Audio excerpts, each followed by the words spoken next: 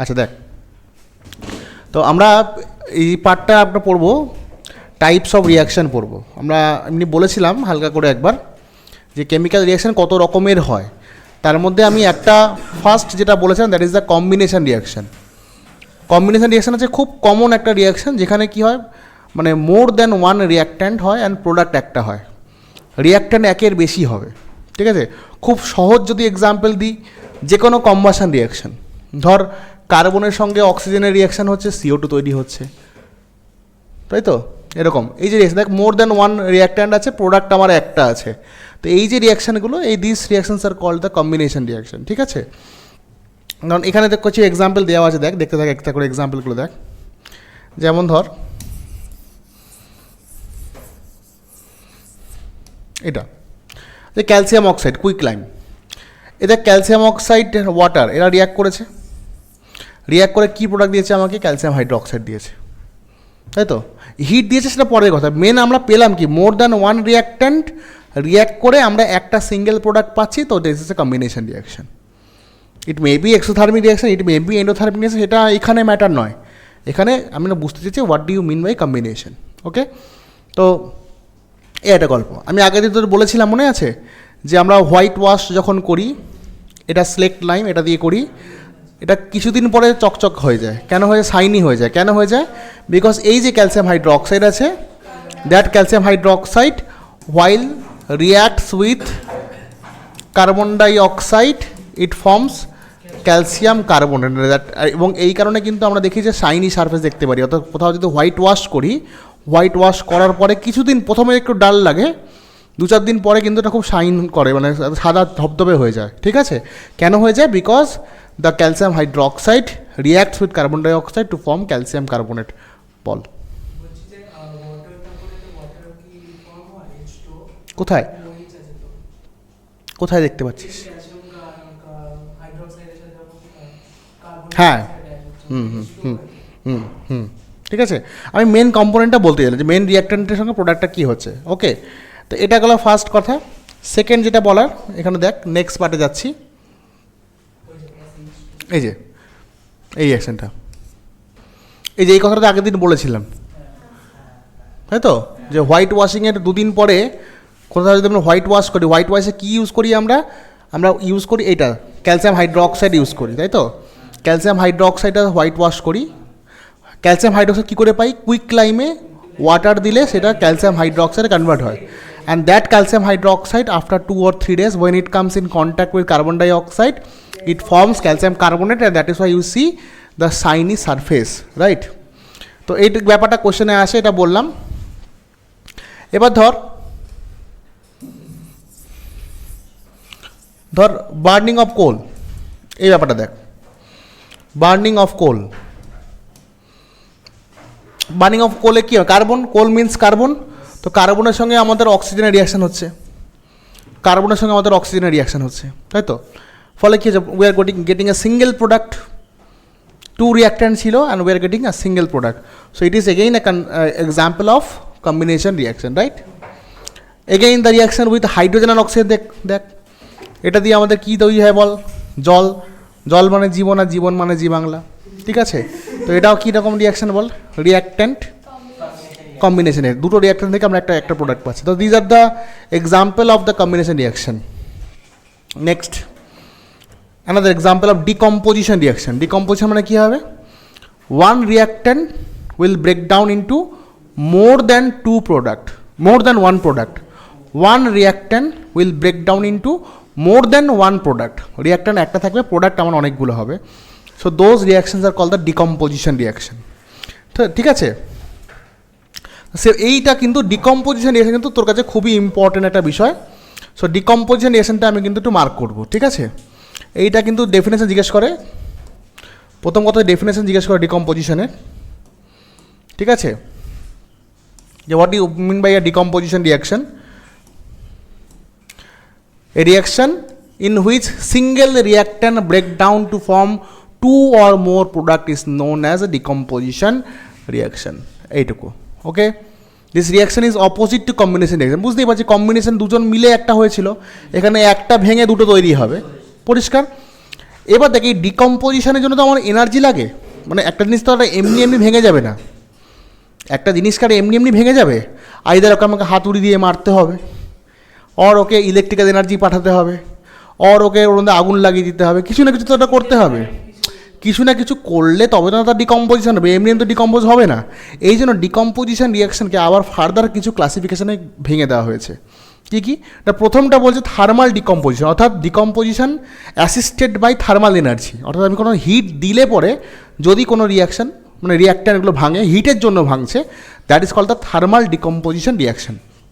যেমন ধর এই ক্যালসিয়াম কার্বনেট, ক্যালসিয়াম কার্বনেটকে আমি যেই হিট দিয়েছি এটা ক্যালসিয়াম অক্সাইড আর CO2 কুইক লাইমে ভেঙে গেছে, ক্যালসিয়াম কার্বনেট লাইমস্টোন বলি। তো এই যে ক্যালসিয়াম কার্বনেট ডিকম্পোজিশন হলো, হিট দেওয়ার জন্য ডিকম্পোজিশন হলো, তো এটাকে আমরা বলবো কাইন্ড অফ থার্মাল ডিকম্পোজিশন। অর্থাৎ যে ডিকম্পোজিশন থার্মাল এনার্জি মানে হিট দিলে হয় তাকে বলবো থার্মাল ডিকম্পোজিশন। নেক্সট হচ্ছে ফেরাস সালফেট।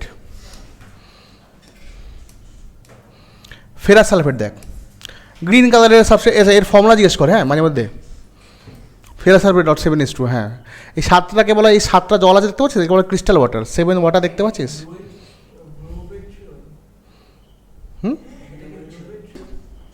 হিট করলে এখান থেকে কী কী কম্পাউন্ড পাচ্ছি, একটা পাচ্ছি ফেরিক অক্সাইড, দেখ কতগুলো প্রোডাক্ট পাচ্ছি, দেখ ফেরিক অক্সাইড পাচ্ছি, মানে এটা এতগুলো কী করে আসছে এটা তাহলে এদের ডিকম্পোজিশন মেকানিজম দেখাতে হবে।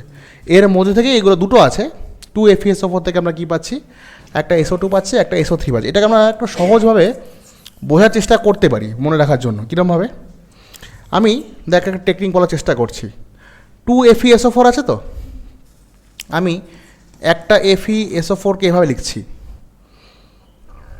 SO2O2 লিখতে পারি, SO4 তো FeSO4টাকে এভাবে লিখলাম FeSO2 ঠিক আছে, SO2O2 রাইট। আরেকটা FeSO4 আছে, ওটাকেও আমি লিখছি এভাবে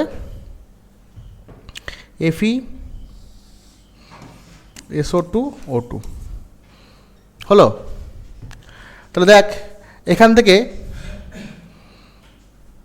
এটাকে এইভাবে লিখ, দাঁড়া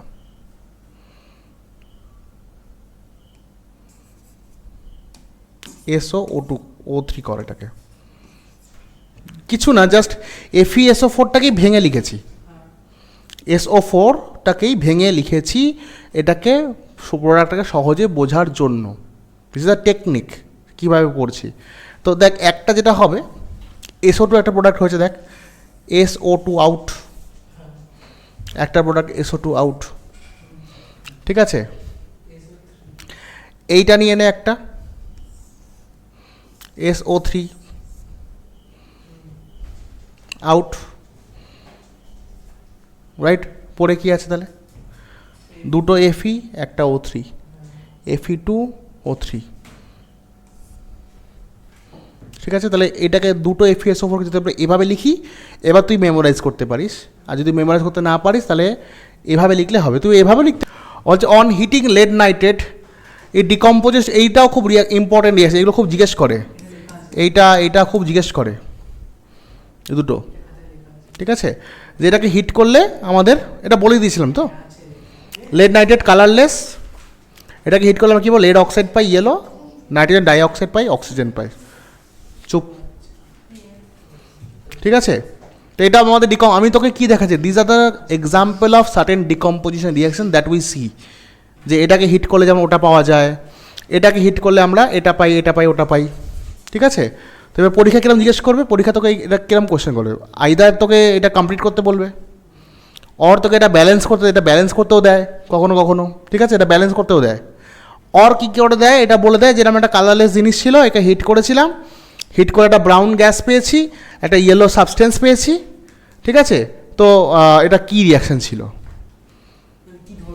হ্যাঁ মানে কী ছিল সবগুলো আইডেন্টিফাই করতে বলবে, এটা আইডেন্টিফিকেশানও দেয়, ঠিক আছে। এই কারণে এটা কিন্তু খুব ইম্পর্টেন্ট একটা রিয়াকশান। ওকে, নেক্সট। আচ্ছা, ডিকম্পোজিশন কীভাবে করা যায়, আরেকটা বলেছে ইলেকট্রোলাইসিস করেও করা যায়, মানে ইলেকট্রিক্যাল এনার্জি পাঠিয়েও করা যায়, যেমন ওয়াটারের ডিকম্পোজিশন, ওয়াটারকে ইলেকট্রোলাইসিস করলে এখান থেকে হাইড্রোজেন আর অক্সিজেন গ্যাস পাওয়া যায়।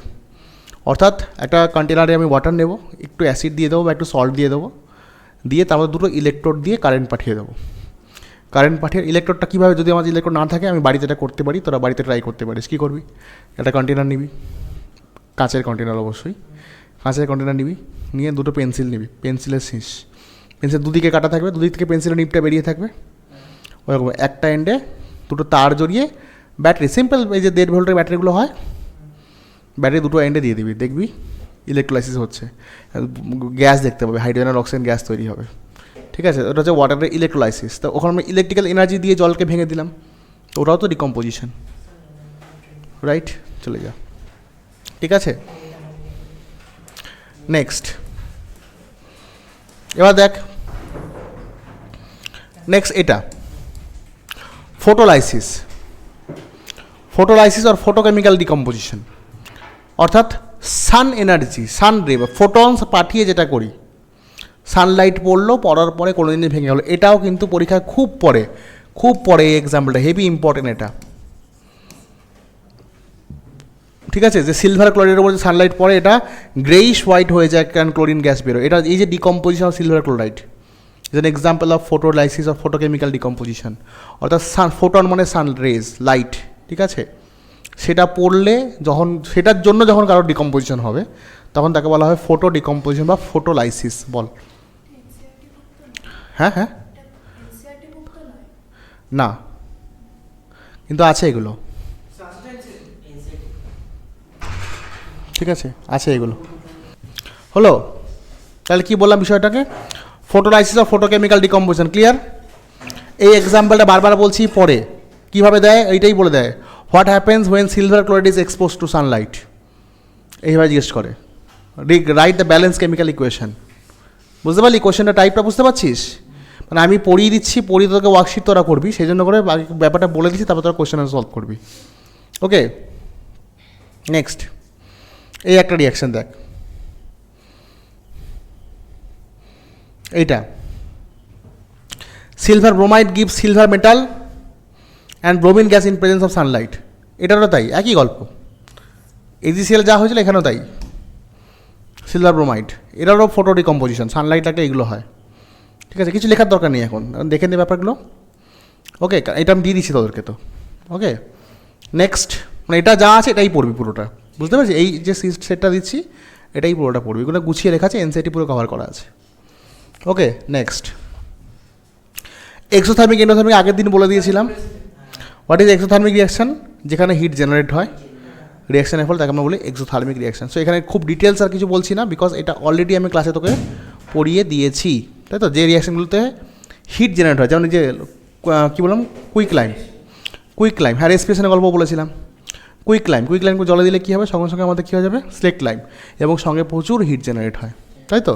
তো এটা আমাদের এক্সাম্পল অফ এক্সোথার্মিক রিয়াকশন। যে কোনো বার্নিং, যখন কাউকে বার্ন করছে এনার্জি জেনারেট হয়, তো সেগুলো হচ্ছে আমাদের এক্সোথার্মিক রিয়াকশন, বিকজ ওখানে আমাদের প্রচুর পরিমাণে হিট জেনারেট হয়, রাইট? নেক্সট এই এক্সাম্পল দেওয়া আছে এক্সোথার্মিক রিয়াকশনের, বার্নিং অফ মিথেন দেখতে পাচ্ছিস, বার্নিং অফ ম্যাগনেসিয়াম রিবন, স্কুলে অনেকে করেছে, ম্যাগনেসিয়াম রিবনকে বার্ন করলে প্রচুর, হ্যাঁ, ম্যাগনেসিয়াম অক্সাইড তৈরি হয়, সো দ্যাট ইজ, এবং প্রচুর হিট অ্যান্ড লাইট জেনারেট হয়, দেখেছিস তাই তো? হিট জেনারেট, হ্যাঁ ওইটা। Endothermic reaction which takes heat, যার জন্য হিট দরকার হয়, হিট না দিলে হবে না, সেইগুলো যেমন ধর আমাদের photosynthesis in absence of sunlight হবেই না, মানে it absorb energy and then the reaction is possible. So biggest example of endothermic reaction, তাই তো? এটা মার্কিউরি অক্সাইড, হিট দিলে ভেঙে মার্কারি অক্সিজেন হয়, এটা অতটা ইম্পর্টেন্ট রিয়াকশন নয়। পরেরটা দেখ, অ্যামোনিয়াম ক্লোরাইডের কথা বলেছিলাম তোদেরকে, এটা এন্ডোথার্মিক, হিট দিলে তবে এটা ভাঙে, মানে হিট অ্যাবজর্ব করলে রিয়াকশনটা হয়, এগুলো এন্ডোথার্মিক। যে রিয়াকশনগুলো করাতে আমার হিট দিতে হচ্ছে, আলাদা হিট দিতে হচ্ছে, সেগুলো সবই endothermic, because they are absorbing heat and then they are giving you the product. মানে হিট না দিলে কিন্তু প্রোডাক্ট তুই পাবি না। বুঝতে পারলি ব্যাপারটা? ক্লিয়ার হয়েছে, মাথায় গেছে? Next displacement reaction. Displacement reaction কী হয়, is a kind of ionic reaction. এখানে কি হয়, যে মোস্ট রিয়াক্টিভ মেটাল যেটা, সেটা কি করে, লিস্ট রিয়াক্টিভ মেটালকে তার সল্ট থেকে সরিয়ে দেয়। এখানে কি হয় যে মোস্ট রিয়াক্টিভ যে মেটাল আছে, মোস্ট রিয়াক্টিভ যে metal displaces the least reactive from its salt. যেমন ধর এই যে এক্সাম্পলটা, আমরা যদি মেটাল অ্যাক্টিভিটি সিরিজ দেখি, we have metal activity series where metals are arranged in the descending order of their activity. The metal activity series is the metal যেগুলো উপরের দিকে থাকে those are active metal, আর যেগুলো নিচের দিকে থাকে those are less reactive metals. বুঝতে পেরেছিস? So in the metal activity series you will see zinc is in the higher position and copper is at the bottom position, lower position. So which one is more reactive, copper or zinc? Zinc is more reactive. So zinc being more reactive, কি করবে, zinc can displace copper, so the reaction is possible. But if you try to do the reverse reaction, মানে copper plus zinc sulphate, that is not going to take place because copper being less reactive it can not replace the most reactive one. So displacement রিয়াকশনটা কি, এখানে কি একটা most reactive element least reactive এলিমেন্টকে তার salt থেকে সরিয়ে দেয়, এটাকে আমরা কি বলি, ডিসপ্লেসমেন্ট রিয়াকশন। আয়রন নেলকে যদি কপার সালফেট আমরা চুবিয়ে দেখি, আমরা কি দেখব, একটা আয়রন নেলকে আমরা কপার সালফেটের একটা ব্লু সলিউশন, কপার সালফেটের ব্লু সলিউশন, তার মধ্যে একটা আয়রন নেলকে দিয়ে দিয়েছি, চুবিয়ে রেখেছি, ঠিক আছে। কিছুদিন পরে কি দেখব, ব্লু সলিউশনটা ফেড হয়ে গেছে। কেন হয়ে গেছে, তলায় দেখব কপার ডিপোজিশন হয়েছে। কি হয়েছে না, iron being more reactive it will displace the copper, কপারকে ডিসপ্লেস করে ফেরাস সালফেট হয়ে যাবে। বুঝতে পেরেছিস, কপারটা ছাড়িয়ে দেবে, কপার গ্রিনিশ কালার হয়ে যাবে বিকজ দ্য ফেরাস সালফেট। হ্যাঁ, বুঝতে পেরেছিস, তো এইগুলো হচ্ছে ব্যাপার, মাথায় গেছে, খুব একটা কঠিন কিছু নয়। হ্যাঁ, খুব একটা কঠিন কিছু নয় এগুলো, ঠিক আছে। কী হয়েছে বল,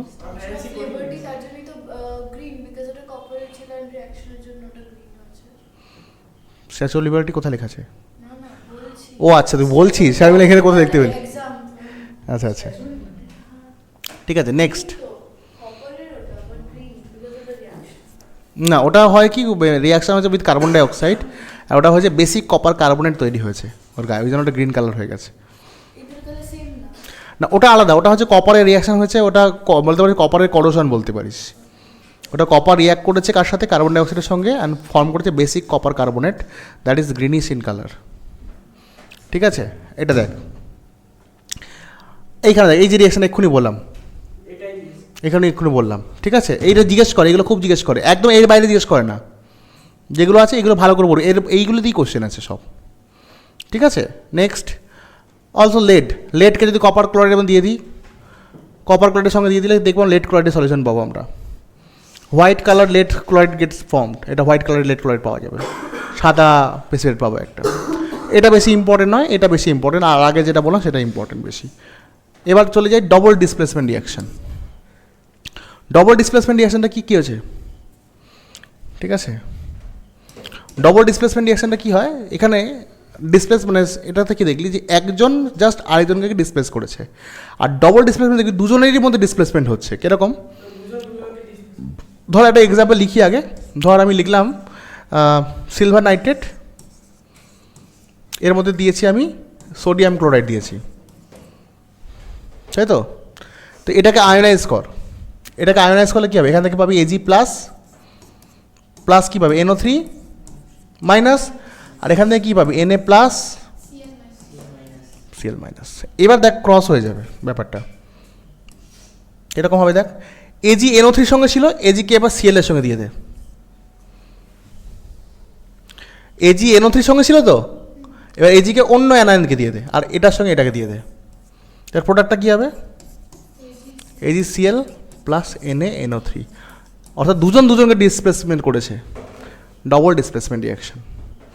ডবল ডিসপ্লেসমেন্ট রিয়াকশন তাহলে কোথায় হবে, যেখানে দুটোকেই আয়োনাইজ করা যাবে, এটাকেও আয়োনাইজ করতে পারবি, ওটাকেও আয়োনাইজ করতে পারবি।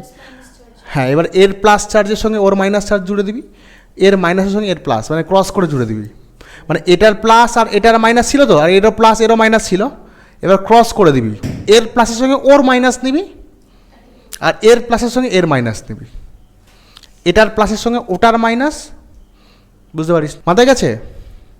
কি বলছে দেখ, the reaction in which two different ions are group of atoms in the reactant molecules are displace by each other.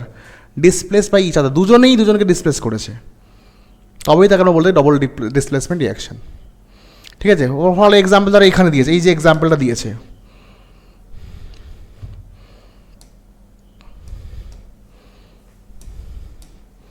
Sodium সালফেটের এক্সাম্পলটা দেখ। তাকে প্রোডাক্টটা দেখে তোকে আইডিয়া করতে হবে, প্রোডাক্ট দেখ, এটা রিয়াকশনটা লেখা আছে, প্রোডাক্টটা দেখ। বেরিয়ামের সঙ্গে কে ছিল আগে? কোথায় ছিলিস তখন? কোন আমি কি বললাম, বেরিয়ামের সঙ্গে কে আছে? না ব্যাপারটা বুঝলি তো, অন্য মানুষ ছিল, রাইট? প্রোডাক্টে কি আছে? সালফেট এলো কোত্থেকে? তার মানে বেরিয়াম নিশ্চয়ই এখান থেকে সালফেটটা নিয়ে নিয়েছে, তাই তো? এবার এইদিকে দেখা, সোডিয়ামের সঙ্গে কে আছে? ক্লোরিন। থাকার কথা কাজ ছিল?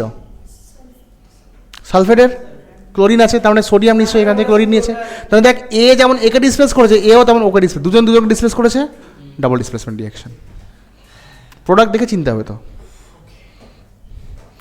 এত কঠিন। One more example is there, AgNO3 সঙ্গে NaBr এর বিক্রিয়া, রিয়াকশনটা দেখে বল কী হয়েছে। Ag সঙ্গে কী আছে এখন? থাকা কথা কার ছিল? তাহলে Ag সঙ্গে Br গেছে, N এর সঙ্গে NO3 গেছে, এটাও ডবল ডিসপ্লেসমেন্ট। এ ওর থেকে নিয়েছে, তাহলে এও এর থেকে নিয়েছে, দুজনের জিনিস নিয়ে নিয়েছে, ডবল ডিসপ্লেসমেন্ট রিয়াকশন। তার রিয়াকশন দেখে চিনতে পারবি, আইডেন্টিফিকেশনে দেয়, বুঝতে পেরেছিস? মাথায় গেছে তো? নেক্সট আরেকটা,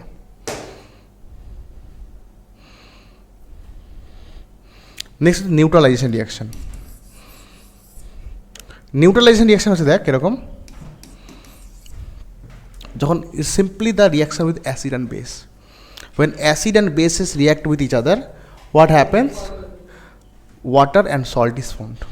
So simply the acid and base reaction is called the neutralization reaction, because they neutralizes each other. মানে after the reaction you will never feel acid or you will never feel bases, মানে মিডিয়ামে অ্যাসিডও থাকবে না, বেসও থাকবে না, neutral compound water তৈরি হয়, যেটা কোনো নিউট্রালাইজেশন রিয়াকশন। মানে ওয়াটারটা নেদার অ্যাসিডিক নর বেসিক, pH 7, এই জন্য। ঠিক আছে,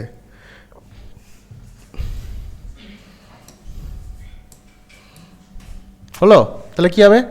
NaOH প্লাস H2SO4, তাহলে সোডিয়াম সালফেট হবে, N এর সঙ্গে SO4 হবে, আর এটা H2O হবে। ঠিক আছে, পরিষ্কার? মাথায় গেছে? নেক্সট,